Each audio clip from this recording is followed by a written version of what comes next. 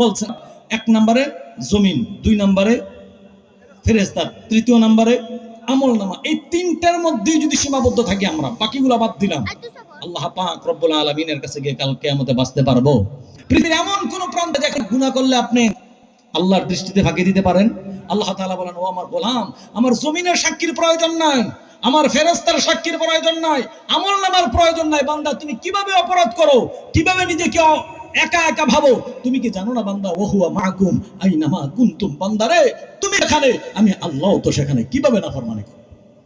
বান্দারে আমার, তুমি যেখানে আমি আল্লাহ সেখানে, এখানেই সীমাবদ্ধ নয়, বরং বান্দা তোমার চেহারা যেদিকে ঘুরে আমি আল্লাহকে তুমি সেখানেই দেখতে পাবা। আল্লাহু আকবার। আল্লাহ বলেন, ফাইনামা তুয়াল্লু ফাসাম্মা ওয়াজহুল্লাহ, বান্দারে তুমি যদি ডানে তাকাও আমি আল্লাহ তোমার ডানে, বামে তাকাও আমি আল্লাহ তোমার বামে, সামনে তাকাও, পিছনে তাকাও, উপরে তাকাও, নিচে তাকাও, তোমার চেহারা যেদিকে ঘুরাবা আমি আল্লাহকে তুমি সেখানেই দেখতে পাবা। বান্দা কিভাবে গুনাহ করো, কিভাবে নাফরমানি করো, নিজেকে কিভাবে একা ভাবো, বান্দা তুমি জানো না? আলাম ইয়ালাম বিআন্নাল্লাহা ইয়ারা, ও বান্দা সারাক্ষণ 24টা ঘন্টা রে বান্দা আমি আল্লাহ না তোমার দিকে তাকায় আছি।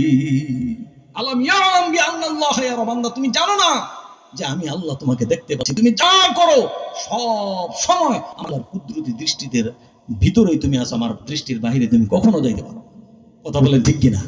এবার বলেন প্রিয় ভাইয়েরা আমার, অপরাধ করার কোন রাস্তা আমাদের বাকি আছে? আল্লাহ পাক রব্বুল আলামিন আমাদের প্রত্যেককে অপরাধ মুক্ত জীবন গড়ার তৌফিক দান করেন, আমলি জিন্দেগি গঠন করার তৌফিক দান করেন। ওয়া মা আলাইনা ইল্লাল বালাগ। আসসালামু আলাইকুম ওয়া রাহমাতুল্লাহি ওয়া বারাকাতুহু।